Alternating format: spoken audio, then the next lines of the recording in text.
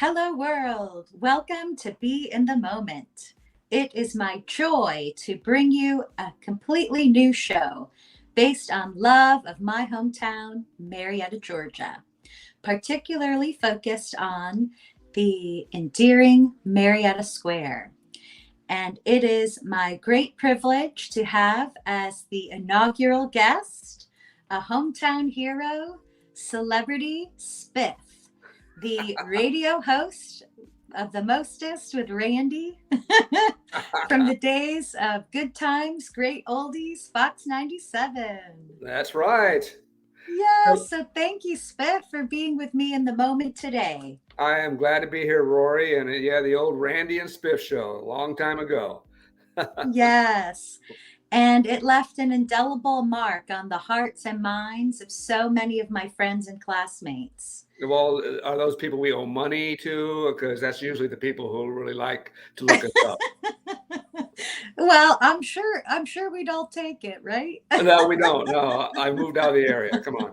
Yeah. So I will ask permission. Maybe I'll edit the name out, but my classmate and longtime friend from Dodgen Middle School, Kevin Hogan, he expressed gratitude to you. I said, "Hey, do you have any questions for Spiff?" He said, "Please just say thank you Oh, for the bonding that he had with his father over your show and the shower stall singers. It's just a bright moment in his mind forever. And, one of the foundational bonding memories with him and his father. And even me, I feel the same, Spiff. When I think about Fox 97 and Randy and Spiff, I do remember happy memories with sunshine through the window in the car, listening to good music and your bright laughter, and well, good humor. that's very nice. Very nice of Kevin. And we were really lucky. We came into Randy and I came to Atlanta from Charlotte.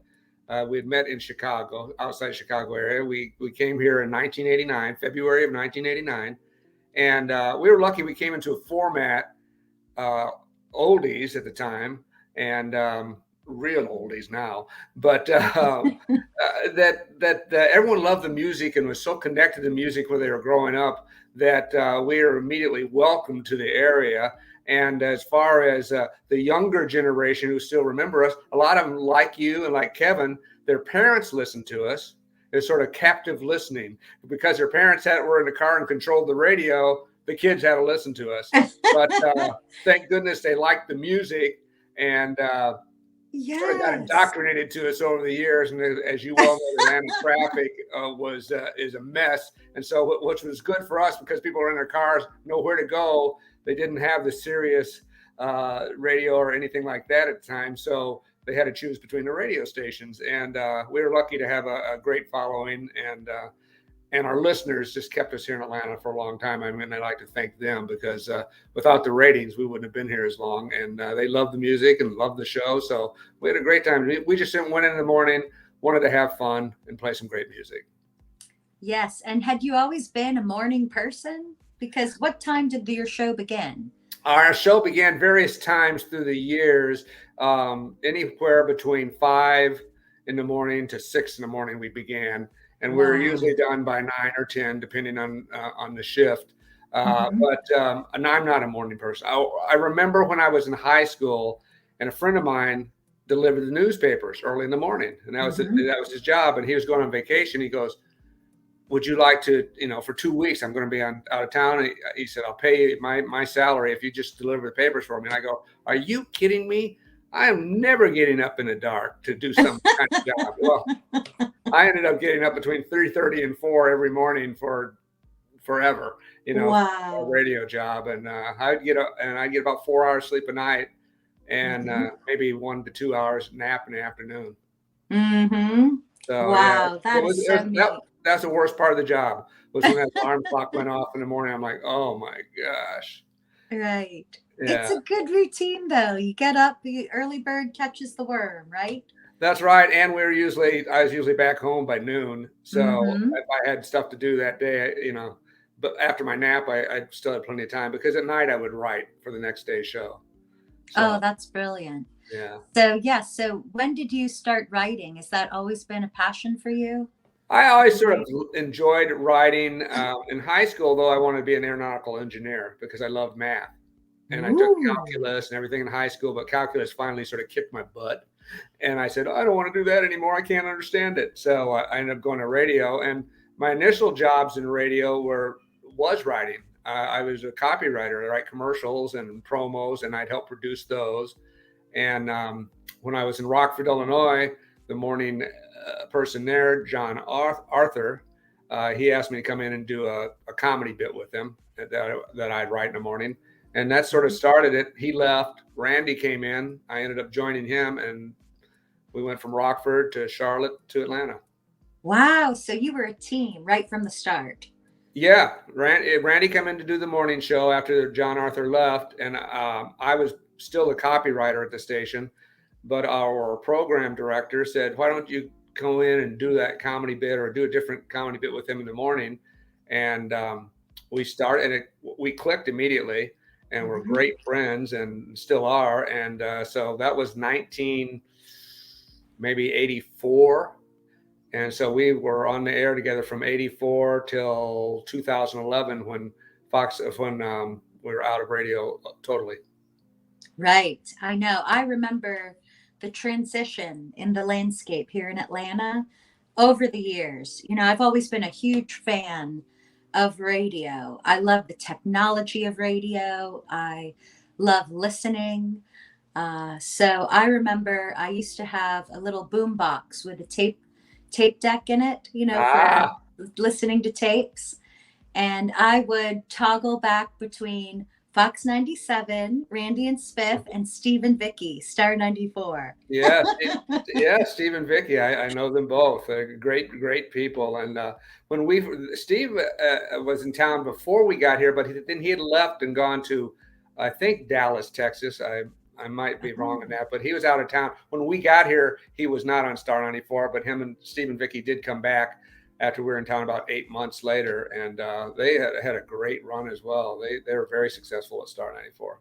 They did, yes. And then as I went to college, I got more into the classic rock and Z93. I was a devotee.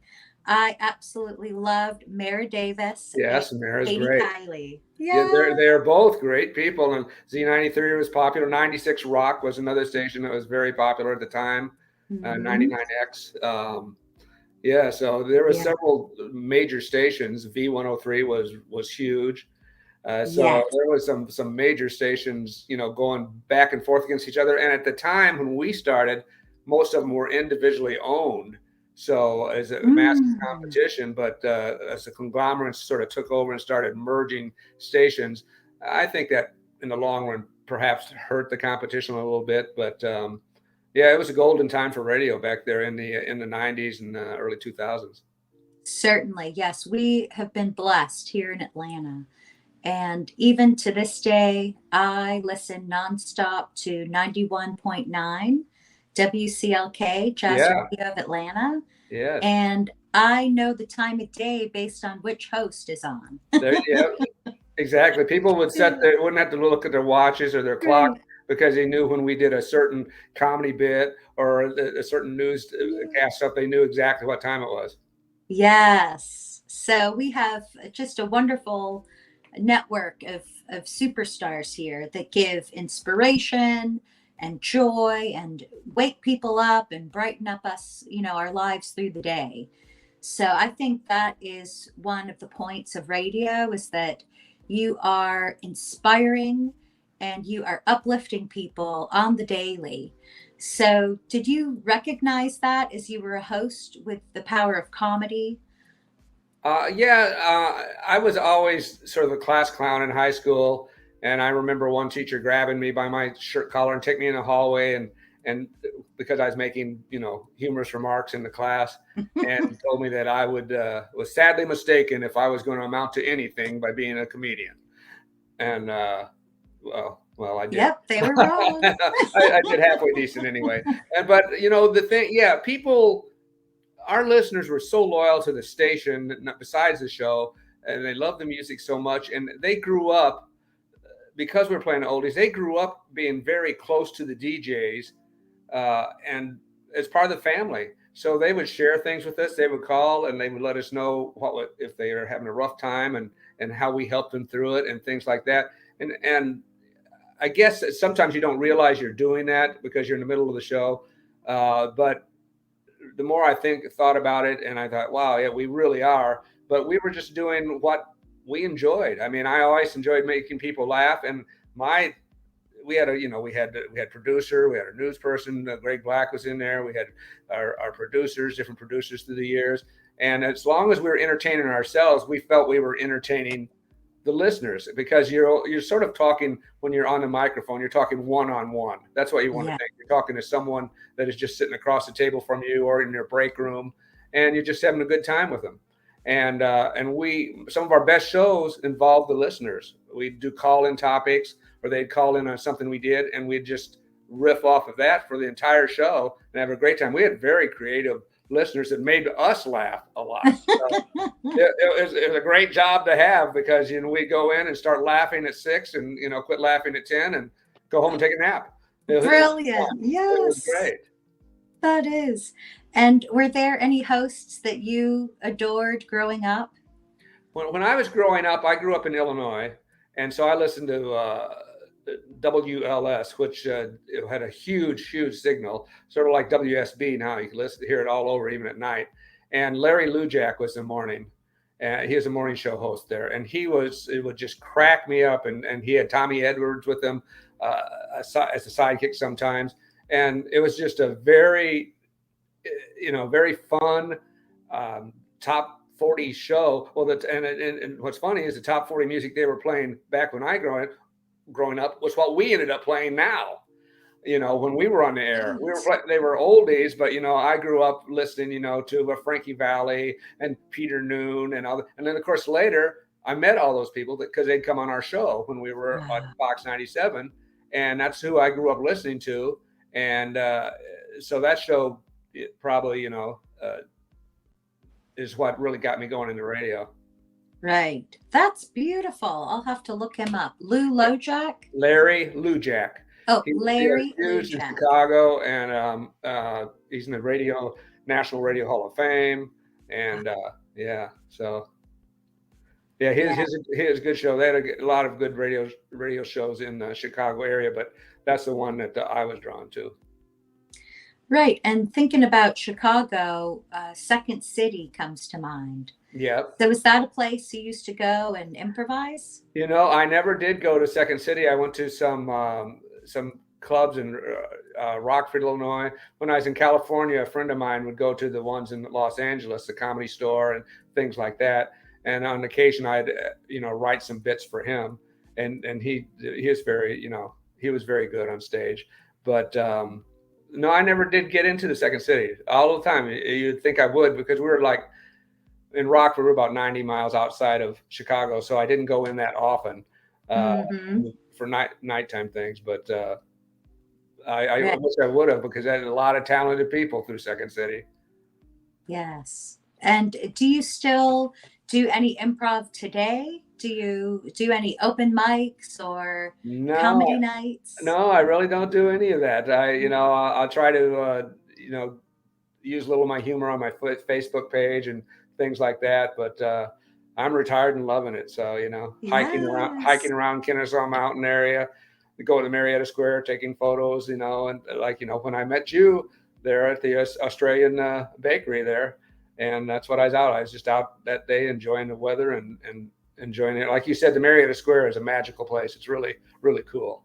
It is. Yes. I used to enjoy Marietta Square as a kid. I remember going down to see the train and climbing on the old General train. Yeah. And going to Hemingway's, I think with, family reunions we had down there on the square. Yeah. And just to see it continuously improve is also something I have a lot of gratitude for, because things change, but they bring in fresh, new establishments that can still be a wonderful time for all the locals all throughout the years. So, yeah, I really am so enthusiastic about Marietta Square that some of my friends said, "Hey, you should do a podcast about Marietta Square." And going to Kennesaw, I had been involved with the Oral History Center, where we would record histories of people's interviews. So I had that in mind. I thought, so many folks have spent their lifetime around Marietta Square, or at least decades upon decades. So I had in mind, yes, I should record some histories, some interviews with people on the square. But then when someone told me, do a podcast on it, I thought, well, of course. That's perfect. Yeah. Yes. And like you say, it's for fun. The joy of doing. If you enjoy it, then it's meaningful, and maybe others can enjoy it too. Yeah, and people can tell if you're having fun. It sort of goes right out to them. They feel it. They feel you're having fun and you're in on it. So yeah, that's why I think our show was successful, is because people felt we were part of the family and we're just having fun together. Exactly. And that's the key. You keep it simple, have fun, and move on. And some people, once in a while, you'll hit something that someone does not like or something like that. But you move on from it and you keep going, because Right. you can't please everyone. That's True. and when you're on the radio, you have hundreds and hundreds of thousands of listeners at a time. You're not everything you do is not going to be funny to everyone. Right. But if you think it's funny, you're having a good time. Yeah, exactly. And if most of the people get along with it, and if they know we're having fun and not trying to be mean to anyone, that makes a difference as well. But yeah, Marietta Square, the history there, you could just go on and on. That so much happened around there and the entire area, Mm-hmm. and like you say, it's always evolving. Some of the shops change, but you go there any day and it's different. The flowers are different. The lighting is different from the photography angle. It's just it's great. The people are different per every day, and I just really enjoy it. Yes, me too. And I was thinking, because now you are a photographer full time, Well, right? as a hobby, yes. As a hobby, but you are a professional as a hobby. Tell me, what was the first camera that you ever had? I probably had a little Kodak Instamatic or a little Kodak camera when I was in high school, and I didn't get into I call them the big boy cameras. At the time, the single lens reflex, until I was in the Air Force. I was drafted, and I was on a little 2x4 island in the middle of the Aleutians called Shimya, Alaska. Look that up and find it. It's a little Yes, I like know. it's like 200 miles from the Kamchatka Peninsula and about 1,500 miles from Anchorage. And it's probably not. It might be listed as the Rat Islands on a globe. Right. Well, we've got the pretty much. Yeah, all the way out. Yeah, if you go all the way out to the end, as close to Russia as you can. Oh, the other direction. And now back right in there. Yeah, Yep. right there, right in that area. That's where we were. It's a 2x4 island. And Wow. I ordered through the Air Force at the time. Of course, you could order through the military, get your military discount. And I got a Mamiya Secor single lens reflex camera. And so that's the first time I got a camera and I got a lens. And I had that for a while. And then I moved to a Pentax when I moved, because our next station, I went to Crete, Greece for a year and a half. So I was on the island of Crete. Oh, how In the amazing. Mediterranean, and our base was right on the Mediterranean.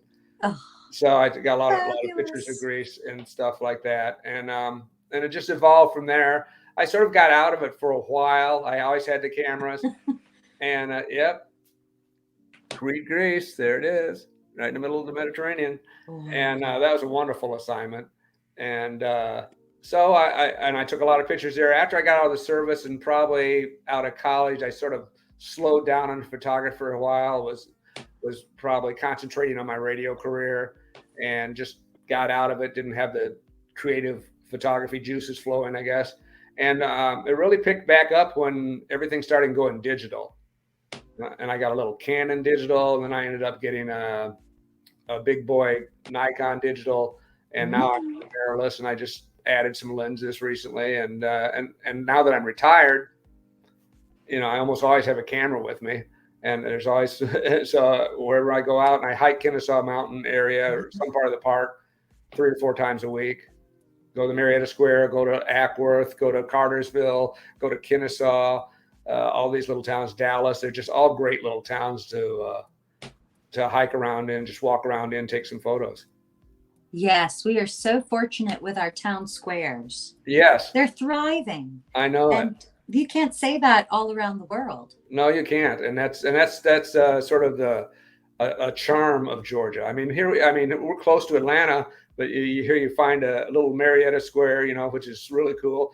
Or you have the 3,000 acres of Kennesaw Mountain. It's basically right outside of Atlanta's city limits, and it's wonderful to have that and get back into nature. And I'm one of those people who I usually do not wear earphones or headphones when I'm hiking because I like to hear nature. Beautiful. Yes, exactly. I know that when the iPod came out, I was very opposed to it because I said people should sing songs. I said, "What are you doing with these headphones in? You should sing a song."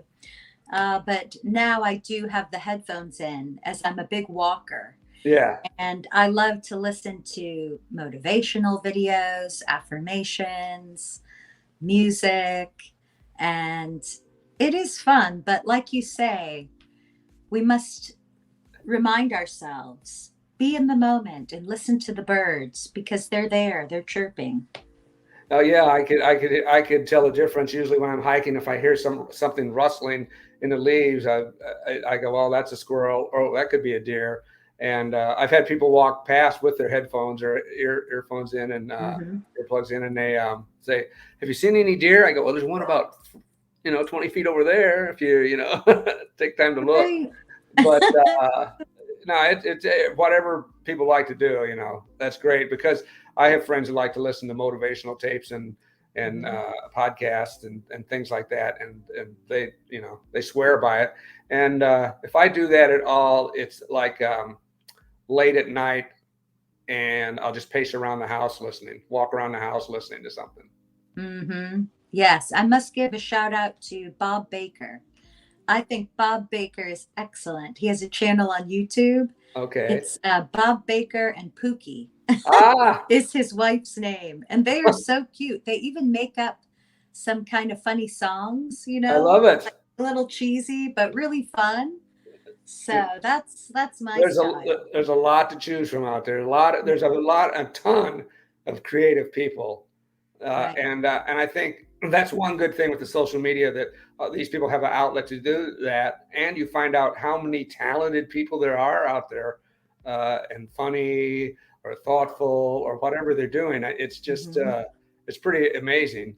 We're inundated. The bad thing is you're inundated with it. It's like I like to go to a restaurant, and if it has a 5-page menu, I sort of get like, oh no, there's a few things I like.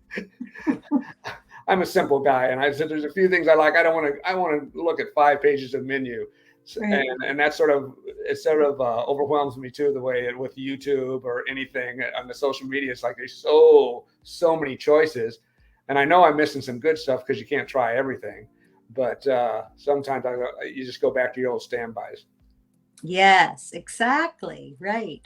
And yeah, I'd love to touch on that as well. Your view from the radio industry and the changes over the years and how technology impacted that.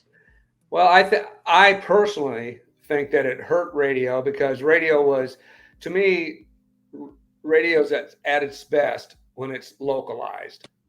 You're talking to the people in Marietta and Rome and Athens. You know the area. They're listening to your signal. Whatever you're talking about, they're in tune to that, and you can't get that feel if it's syndicated or if it's taped in or whatever. But once technology started taking over, they started replacing a lot of the personalities on radio. so that they'd get one person to track, 20 shows across the country. And just, they would look at a computer, it'd have the music for that town. Like you could be in Atlanta, have the music lined up for Omaha. And in 20 minutes, you could do a 2-hour show, because you just move your cursor to where you want to talk and what between songs and throw it in. So, but I think that you lose a lot of, the personalization and the localization. And plus, people couldn't call you in and ask you a question. When we got to Atlanta, our radio station, Fox 97, and most of the stations in town had a live person in the studio 24/7, 7 days a week. Mm-hmm. Finally, that started to go away on weekends and then overnights. And even for a while, when we were at Fox 97 toward the end, we'd do our morning show, and then we would, basically tape the afternoon show. We'd, do some drops. And so people were losing their jobs. People couldn't call in and talk to us at that time. And, but that's the way radio evolved. And I think that was harmful to it at the time. Mm-hmm. And I do remember that was one of the most magical aspects of the shows, was that you could hear the live call-ins, and you felt like it was accessible, like this is real, and you could just call them up. So did you have regular callers? Oh yes, we had a lot of regular callers. You get, I can remember their voices, as soon as they call in, and some of them were great regular callers. Some of them would annoy you after a while. Of course. But, they were, hey, but they're our customers. So, you always tried to keep them happy. But, a lot of times, even though it was live, if someone called in and says, I want to hear Here Comes the Sun by the Beatles, and you'd actually played it the hour before, and they missed it because, radio, you're in and out of your car, and they missed it. Well, you can't play it right away for them, but you have their, you have their audio clip of them calling in saying, I'd like to hear Here Comes the Sun. This is Sally and Swanee.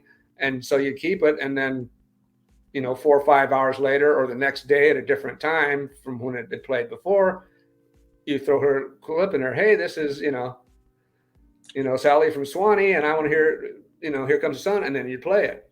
Wow. So it gives it sounds like someone called in live at that moment, but of course they didn't. And she probably might not even heard herself the second time around, depending on whether or not she's in the car or listening at work or whatever. But, you do things like that, but you do have to follow a music chart, basically. So you don't play the same song, 2 hours in a row. Although that has been sort of, I guess, a point where some people say, boy, I listen to these stations, they play the same music over and over again. Well, they research what people want to hear.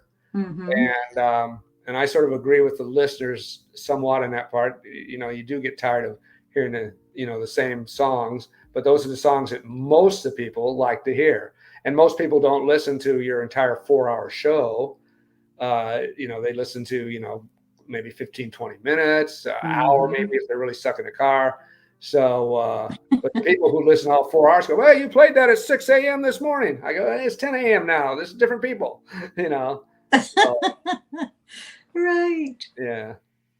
So but it worked for us. And Randy and I, we would rarely listen to the music anyway, because we're talking about what we're going to do next. We have a light. There was a light in the studio ceiling. When the song was ending, it would start blinking. So you knew you had 10, 15 seconds left of the song. Right. So then you'd get ready to talk. And then as soon as we introed the next song, and Randy usually was in charge of that, boom, our mics would go off again, and we start talking about, okay, what are we going to do next? Or we'd start taking calls from listeners, and and recording those audio clips that we could use, after the song ended. So we never really knew. I get off the air and they say, name 10 songs you played today, and I probably couldn't do it. I probably could do it only because I knew that most of the songs that we played. But if I had, otherwise, I'd say I can't tell you 10. Right, you were busy working the whole time. We're busy working it. Yeah. Yes, behind the scenes. Exactly. Yes. Yeah. Yes, in this sense, it's a lot like theater, a theater production, in that you have the curtains open and the show must go on, Yep. no matter what.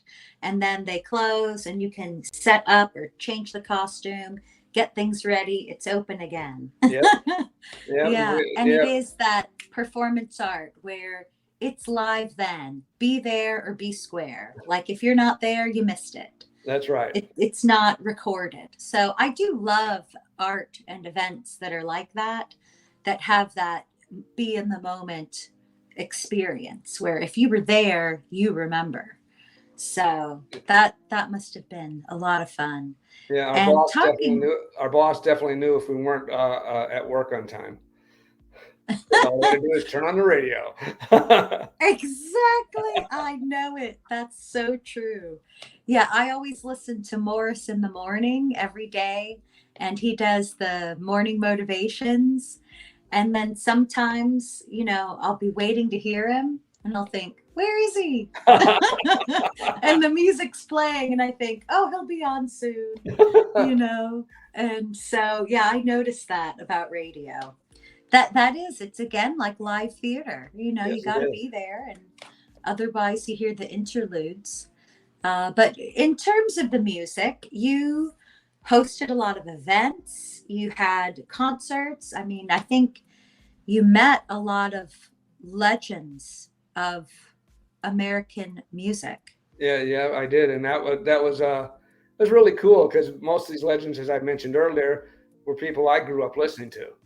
Right. Because I grew up, I was in the high school, and I graduated, 1969. I'm an old guy, and so I was listening to music from the '60s and the '70s, all and ended up those are the same people, you know, we ended up playing their music on Fox 97 and the other stations in town that I worked at before we left, and so it was wild when you had the Beach Boys on the show, or you had I say Frankie Valli, or you had the Mhm. Monkees, or you had Peter Noon, or all those guys, James Taylor, any of those people, it was Yeah. just great, and most of them were, just pretty down to earth people, Hmm. Some of them you could tell, okay, it's a job, they had to come and talk on the radio this morning, but most of them were, they had great stories to tell, and we just sit across from them and have a good time. Wow. And then did you have to prepare for that in a certain way where, oh my gosh, this is Brian Wilson, Yeah. or Frankie Valli? I mean, how did you? Well, now, this is the good thing about the partnership is Randy was so good at setting up interviews and getting the right questions and stuff like that. And they relied on me to just react sort of to what the celebrity guest would say. And I would interject something and it might go off on a whole different tangent. But I Mhm. was always the one, let's have some fun with this as Yeah. well as just getting some information.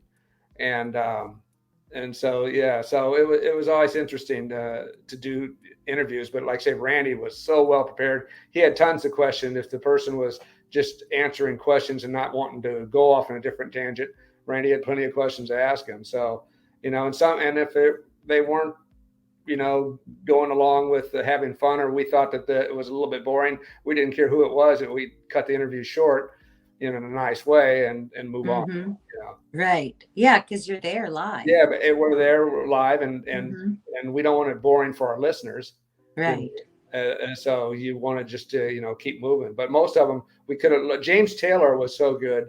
Now we interviewed him. He wasn't in the studio with us, but he was coming to go to Chastain, and this is about a week before, and he was in New York, and he's in a cab, and so he called to do the interview. So we finished up the interview. He said he's going to have Carole King with him. That was sort of a breaking news type thing. We thought, wow, that's going to be really Wow. cool. Yeah. And so we got done talking with him. We said, okay, thanks a lot. And it was a slight pause. He goes, you guys still there? We go, yeah. Well, he still had a taxi cab ride several more blocks to go or whatever. And he just wanted to talk about radio. He was interested in radio and stuff. So he just wanted to continue, just like you are in the car with a buddy, and they want, well, how's this work? Or, and radio's really been great for me. And how do you guys do it there as far as, recording stuff and playing it back? How much do you edit? And he just wanted to have a conversation. And the rest of the, I guess maybe he's bored in the cab and wanted to kill some time, but he just seemed so authentic and so really interested in it. And so we had a nice, we talked to him probably longer after the interview than during the interview, that we aired. Wow. Yeah. Sweet baby James. Yeah. And that is smart on his part too, because that's his profession. And that was the medium where he could extend his audience. Oh, absolutely. So to gain insight, even though he's already famous. Yeah. But if he was traveling with Carole King, then this must have been in his early days. Well, this is when she was going to come back. So this was, she hadn't appeared for a while, and he's going to have her on the show with him.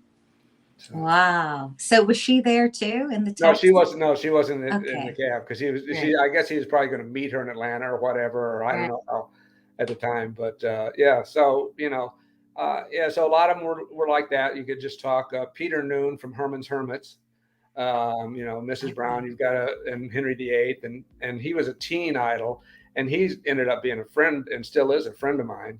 And as we introduced him for a lot of shows, and every time he'd come in with his bass guitarist, and they'd come in and we'd do little novelty songs on the air and just have fun. He's just a fun guy who loves his fans. They call him, he's Peter Noon, they call him Lunatics, his fans. And he does a show and he'll stay afterwards and make sure he signs autographs for basically everyone. And we did a show with him out at the Gwinnett Fairgrounds, and a big storm came through and had a big metal stage. So they had to cancel it because it was lightning and it was just pouring rain. And I went backstage to see him. He goes, "Yeah, it's too bad it's canceled." I said, "Yeah." I said, "There's about a dozen people out here." I said, "Under that tent over there, just hoping that it clears up. And for some reason, you'll come back, even though we canceled the show." He goes, "Really?" He goes, "Well, we'll keep him over there." And so he grabbed his guitar, one of his band members. They came over the tent with their acoustic guitars, and they came in and played for 30 minutes, did request with the 12 to 15 people there. Something didn't have to do, but he just come over and had a good time with everyone. So, and so intimate. It's great to see when celebrities are like that, Yes, definitely. I see what you mean. So you made some friends that were celebrities too. Yeah, and a lot, probably 99% of them though would say Randy Spiff. Don't remember them because they do millions of interviews. So many interviews. Yeah, maybe. But I suspect that maybe that is humor or some humility on your end, because I did read the AJC article and I thought, who is this snarky writer? What does he mean they were forced to listen in the car? We loved you. Seriously, it's a legend. It's a memory for everyone that grew up here. And it's even a bit of a test, because I know that after I met you and was squealing for about 30 minutes, just is so excited. I asked someone there in the restaurant, I said, "Hey, he was close to age. It was me." And I said, "Do you remember Fox 97, Randy and Spiff?" And he says, "Oh, well, I'm not from here." And I thought you were a local the whole time. Yeah. Well, so if people know, it's such something that we bond over. All the kids that grew up with your show. And so I'm sure that there are some rockers and rollers out there that do remember you and Randy fondly and your fun times together. Well, there are, but it's a testament to how personal radio can be. If you have a favorite station, favorite personality, and you listen every day, I mean, that's a lot of time you spend, they spend in your ear. And so it does become sort of a family affair. And that's the way we tried to treat it. We tried to, we sort of, in our mindset, we wanted to do a top 40 type show, because even though it was geared toward the older listening audience, they still wanted to know what's going on in the world. So we wanted to do a top 40 type show. It just happened to be we were playing oldies music, but the music, from that era was just so magical for so many people that we sort of grabbed hold of the coattails of the music as well, because there's a fine line. Is a lot of people tuned into Fox 97. The number one thing they wanted to hear was music. Yes. There was a portion that wanted to hear Randy and Spiff as well, but you do not want to go too far either direction. If we'd have gone, because our big fans would call, oh, I wish you'd play less music and do more of your bits in the morning. You guys are so funny, and talk more and do that. Well, it's a fine line, because if you do, then you got that other huge portion of people saying, I want to hear as many oldies as I can on the way to work. And so we always try to, get a lot of songs in per hour. And luckily for us, the oldies are shorter songs at the time, anywhere from, a little over 2 minutes to 3 minutes. A lot of songs are longer than that now. But if you ever heard a long song like American Pie, we were going to the bathroom. That's right. Coffee break. Inaugural. Inaugural back to back. We knew we were having problems. Yeah, that's so funny. Well, what are some of your favorite songs? Let's say from the Beatles. Do you have a favorite Beatles song? I really like the Beatles. I like Yesterday. That's a good one. Yeah. It's sort of funny because I like that genre of music, and I listened growing up with it. But like I said, I was there for the comedy and stuff like that. I love CCR. I like most of the Creedence Clearwater Revival songs. The Beatles I like the Rolling Stones as well. I've seen them on several occasions at shows. And that's another thing, we got to go to a lot of concerts, but I never, and usually meet the artists backstage and before we bring them on stage. And so that's always a lot of fun to me. But I just, any of that music I love the entire era. So it could go from the Supremes all the way, like I say, to Peter Noon, to the Turtles. I love the Turtles. Yeah, the Turtles, and Flo and Eddie, they were really nice. They were on our show several times. So it was always fun. Donovan, some of these one-hit wonders too. Yeah, my dad loves Donovan. Yeah, and Donovan, he sings like Donovan. he came when he came to the show. He brought his green guitar and sang to us that morning on the air. He was a wonderful guest. He was just so friendly. So, and do you sing?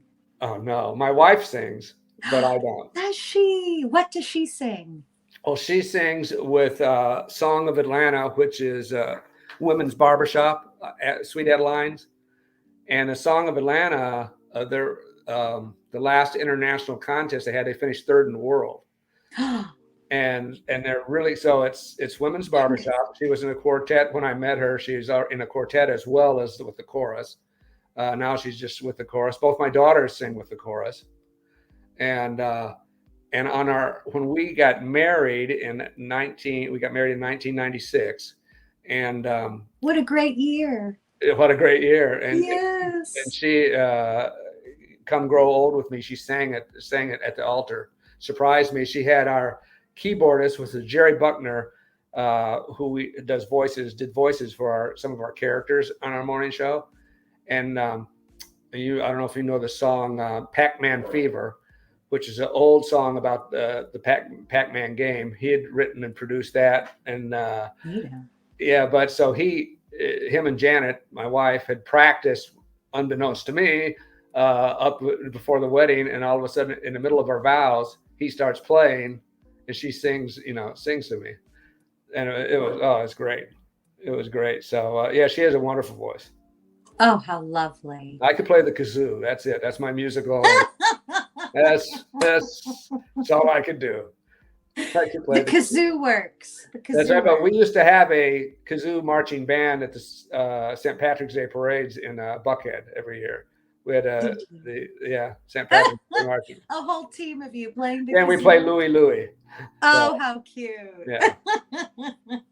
Yes. And what are some of your favorite venues in Atlanta? Well, Chastain Concert is always venues. Chastain is always nice. I always love to go to Mhm. Chastain.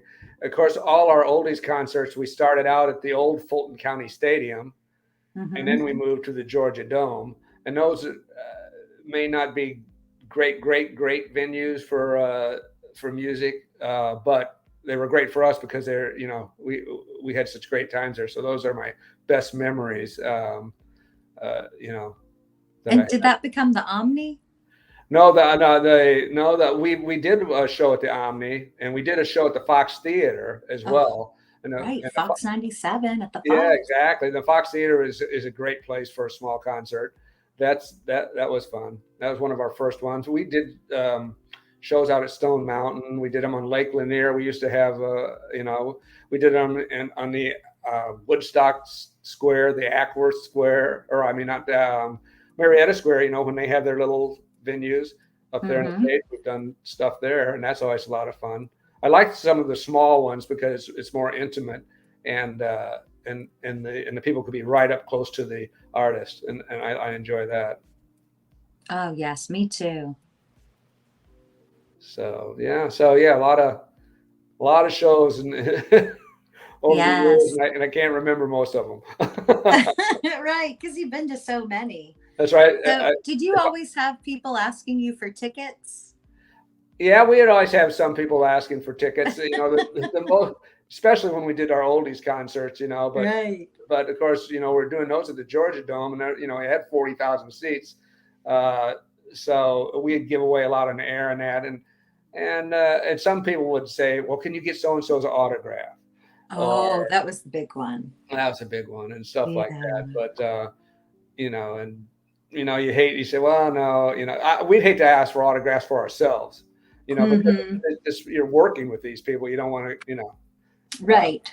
and some of them were really good. Some of the sports, we had a lot of brave players and that on our show because after Fox 97, we worked at WGST for a while, and they happened to be home of the Braves, and we worked there. So a Hmm. lot of the Braves players and we talked to Bobby Cox every day, the manager, I and love Bobby Cox. yeah, so we did a lot of Hmm. stuff with them for when we worked at WGST. So yeah, and people would ask us, "Can you get so and so's autograph?" And most of the time we say, "Well, we're working with these people. It's hard to just to do that, Right. you know." But if someone come in and they were just really, yeah, I'll sign some autographs or start signing them, they mentioned or something. And if we Hmm. happen to have something there for that person, and we might, we'd get a few like that.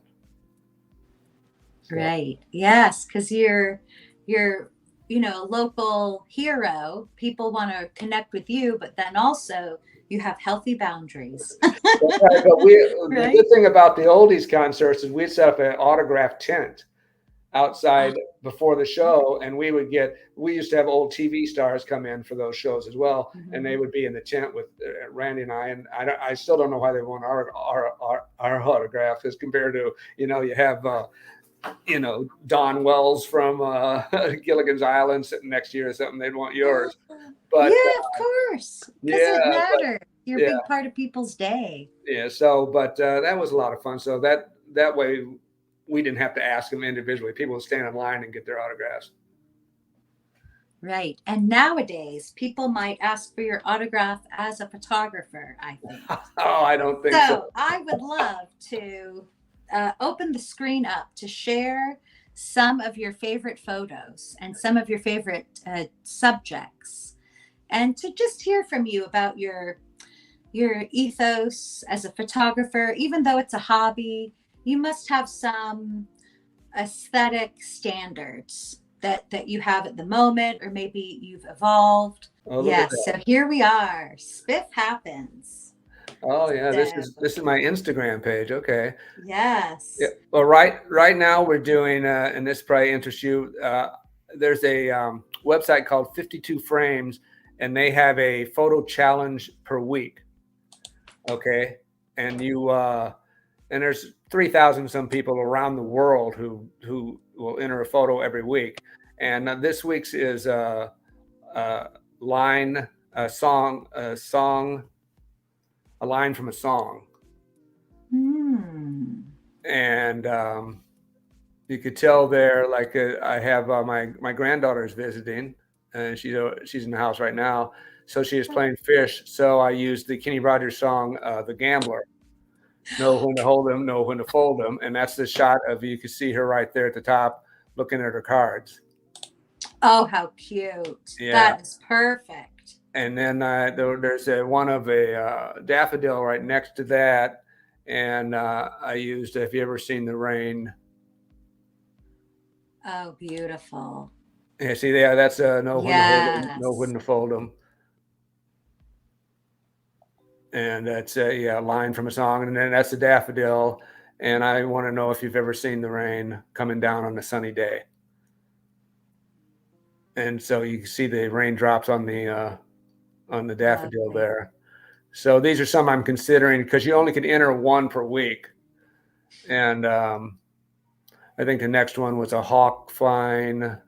Yeah, I caught that hawk up at Alatoona Pass a couple days ago. Wow, that's an excellent shot. And caught him, leaving. So yes. I used the John Denver song lyrics for that one there. And I think the next one is, if I remember right, is a Windows. And I use a Beatles song for that. She came in through the bathroom window. Oh, right. Yeah. So the interesting one is about 2 or 3 down, where I got the 2 deer who lined up right behind each other. Yes, I see this. This is incredible. Yeah, and that was over in Kennesaw Mountain. There you go, in Kennesaw Mountain, near Cheatham Hill area. And there were 2 deer, and one was walking behind the other one. And so I was taking some photos as they were doing that, but they stopped for just a second. And when they stopped, I made a clicking sound like that. Mm-hmm. And they both looked up, and they just happened to be straight in line. So that shot we will file under the, I was very lucky to get this photo. Definitely. Right. But, and skilled, because you've had a lot of experience with the wildlife while you're a photographer. So you knew to do that little. Yeah, you sort of get to learn their habits and that, and watching them. And of course, at Kennesaw Mountain, they're not as afraid of people as they are elsewhere. Some of them are. Some will run away right away, but some, if you're just slowly move, and that, you can get really close to them. And some aren't afraid of you at all. Some will get really close to you. So there's one on the Marietta Square with the. I called it the urban cowboy. There's a squirrel giving the Pledge of Allegiance. Got its little paw up in its heart. They do that every morning. Squirrels. Very patriotic squirrel. Yes. Yeah. He's a patriotic squirrel. Yeah, very patriotic squirrel. So yeah, I just like to catch things like that. I'll take pictures about anything. I get out and just enjoy it. I've been doing a little more black and white lately, because I really like doing that. So that's a buzzard flying toward a church steeple. But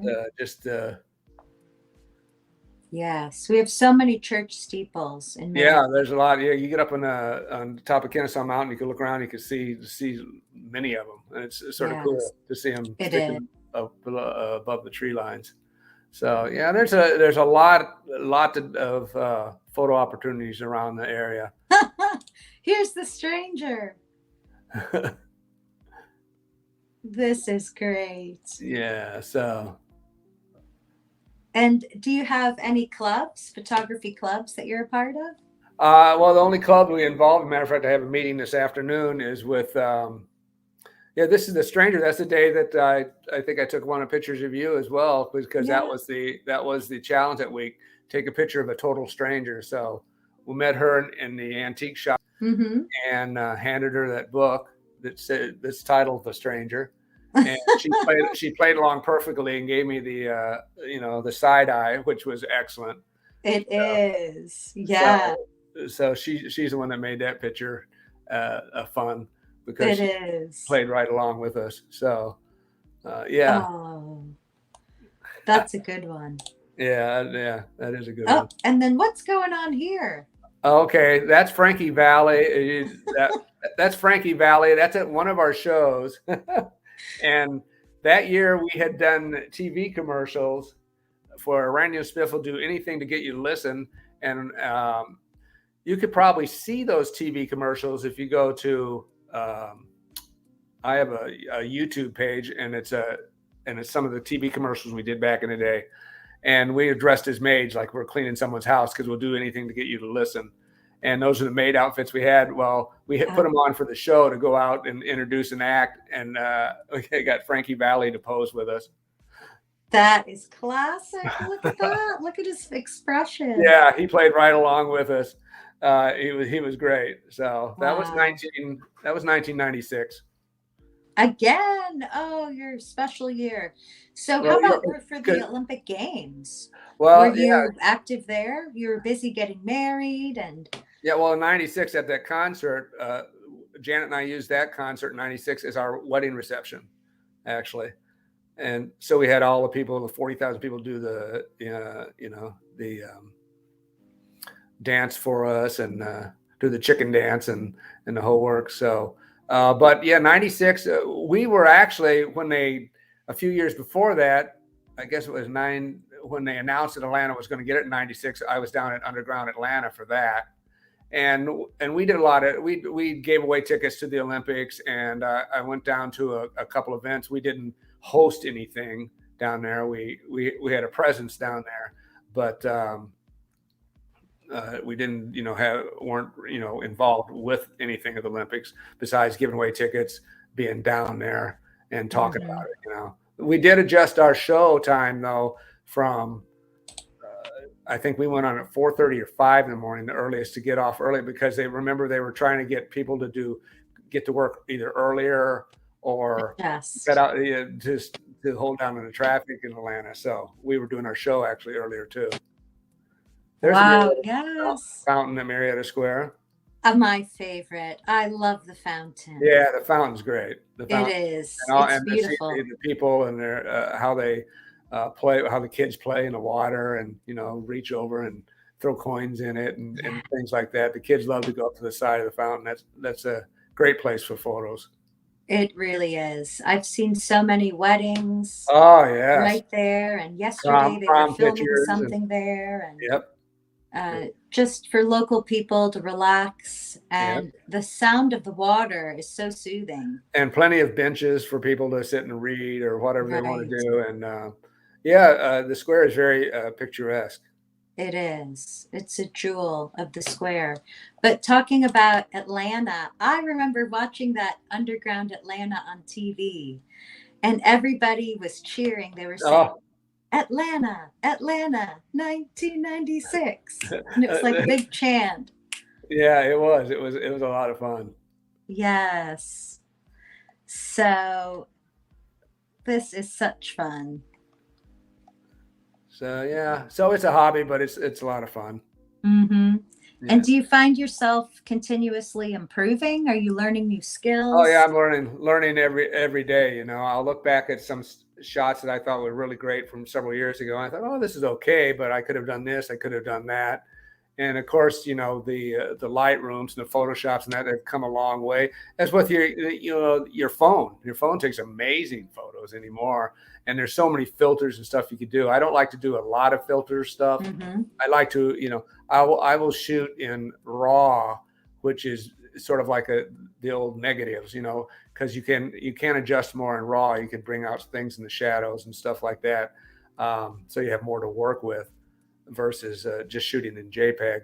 But yeah, the cameras are so everyone, you always have a camera on you now, whether right. Carry one of the big boy cameras like I do, or I have a compact, but if not, I'll use my phone. And so that was my Christmas tree, and I just took the camera and sort of was zooming it while I moved it. Yeah, it looks like electricity. And it's sort a of, yeah, Christmas try to tree. get a little abstract photo. Yeah, I see. You do it all. Yeah. Yeah. So I tried a little bit of everything. I've And had, so you learned Photoshop then? yeah, I use Lightroom probably for the majority of stuff. Mm-hmm. Photoshop, I use a few things on it. Photoshop, you could do a lot with it, but I'm not, that great with Photoshop. There's a few things I use on it that I know how to use, but uh, barely scratching the surface of what Photoshop can do. But like I said, most of the stuff I will do in Lightroom. And I have some Nick filters that I could use some filter stuff on. But yeah. Yeah, I'm thinking to use Photoshop because they make great cover photos for podcasts. Yeah. You know, the outline where they Yeah. outline And I the think you might be able to persons. do that too if you look up Photoshop Elements is a cheaper version of Oh, Photoshop. thank you. Photoshop Elements, and I think that you could do a lot of stuff with that. And you don't have to get into Photoshop is subscription anymore. You could buy Photoshop Elements and have that. Oh, good. And that will do the outline I think it will. I think it cover will. photo. That's fabulous. Because I see that all the time. And I asked my friend, I said, hey, do you have a MacBook? How do you do those great cover photos for your podcast? She said, Photoshop. Well, you might want to check with her and see and check and say, hey, does Photoshop Elements, because Photoshop Elements does a lot of things Photoshop does. And it's just a cheaper way to get it done. It did, Photoshop does a lot more than Photoshop Elements will, but I think that's something that probably should be in there. Yes. And have you ever thought about making podcasts? No, we had a friend of ours, because for a while, Randy and I worked together after radio at an agency who produced those financial radio shows you hear on weekends. And so I was doing some writing. Randy was hosting some of the shows, but we'd go in and we'd just start telling old stories about the radio days in the break room. And one of our other friends who was in radio as well said, "Carly, you guys should do a podcast. I'll go ahead and I'll engineer it for you," but never went beyond that point. I think it's just that Randy is still busy working full time. I'm just enjoying Mm-hmm. so much time off that it's like, this is good. This is why I worked all my life for, so I could pick up the camera and go out or spend time with the grandkids or take a nap, which I may do in the next 20 minutes. So Exactly. yeah, Right. Oh, and you have such a beautiful family too. So you've I'm glad. touched the lives of the Atlanta area community, and then you have all the rewards to reap with your own family. Yeah, I do. So you're I've been fortunate. blessed, so that's great. Yeah. You are. And I'm grateful to you for being my guest on my podcast because I'm brand new podcasting, and you are so gracious to be with me and have a conversation with me. So thank you, Spiff. Oh, you're welcome, and good luck. You do a great job because you just have that personality that you could feel right through the screen. It sort of jumps out there and grabs you, and you got that that happy personality. So you'll do well. And thanks for having me on the first one. And if you edited this down to 5 minutes, I'd love to see that. See your editing Thank skills, you. because this is Well, my that's a good thing philosophy about is podcasts. You can make them as long as you want. right. My philosophy is to let it be. There you go. And even if it is, long form, I think there's value in that. Just like in oral history, it's a conversation. And I think that if people like it, great. But I'm not worried about it. I'm having fun. And I love to have a conversation with you. And I pretty much will keep it long form. But as a skill, I would like to start making shorts. Maybe not shorts in the trendy sense of the word, but just more shorter form capsules, little capsules of Sure. insight or of interviews. So that's a challenge for my next steps. Sure. But I really do just like to be in the moment with people and have a long form conversation right now. Well, that's good. And like you say, once you get it all in there, you could edit like, hey, here's what Spiff thinks about boom, and you could just use a little edit of a section of the interview. Oh, that's a good point. Yeah. You could, if you wanted to make several short ones, have the long form one, and then, but if you want, hey, you could just reintroduce a little clip, which we used to do with interviews when we interviewed artists. If we had a long interview with them, and then the next day you say, yeah, we were talking to James Taylor, and James Taylor thinks has been to Chastity before. Here's what he thinks about that as a venue, and it might only be 30 seconds long, instead of the 7 minutes we talked to him or whatever. Oh, thank you. Yeah, I'll so do you that. can do that with any of your interviews. If you go long form, which is good, then just cut down little clips. As long as you're not taking the person out of context. Right. Just basically what they were talking about in the long form one, and just boom. Mm-hmm. I'll do it. Thank you, Spiff. That's good advice. All right. Well, enjoy it. Thank you so much. Oh, my pleasure, Rory. It was great, and I'm sure it's gonna be fabulous. It's gonna be huge. It is huge, right? And if not, you're having fun. Yes, exactly. I'm having a lot of fun. And how can people follow you? Well, I usually have an escort and I have bodyguards, so that's. But if they want to see I have like 8,000 photos. It is on. Well, they can follow me on Instagram, Spiff Happens. Spiff Happens, right? Spiff Happens. And also I'm on Flickr at Spiff Happens as well. Flickr, FLICKR.com/Spiff Happens. Right. And that's just photos, and that you'll see some photos of everything there. My pets, some of the family. But there you could search for Kennesaw Mountain, hawks, whatever you want to search for, and it'll come up. So those are probably the best ways. Yes, thank you. I did enjoy that one. I saw you have the playroom. Yeah, the playroom we built for the grandkids. Yeah. Yes. And also spiffhappens.com, and that's just a blog spot for me. But it's mainly photos. But go there. That's easy to remember. Beautiful. Well, I'll link it all down in the description box below. Okay. And I would like to ask our friends to go ahead and hit the like button and then subscribe to the channel. Oh, look at that. You've got oh man, you're set up. Look at that. I love it. Yes. So this should be my first short. There you go. Make sure to like and there subscribe. You go. That should be your first short. There you go. Yes. All right. Well, thanks, Spiff, Rory. thank you for being in the moment with me today. And I hope to be in the moment with you and your family and all our friends here in Marietta Square again soon. All right. Thanks, Rory.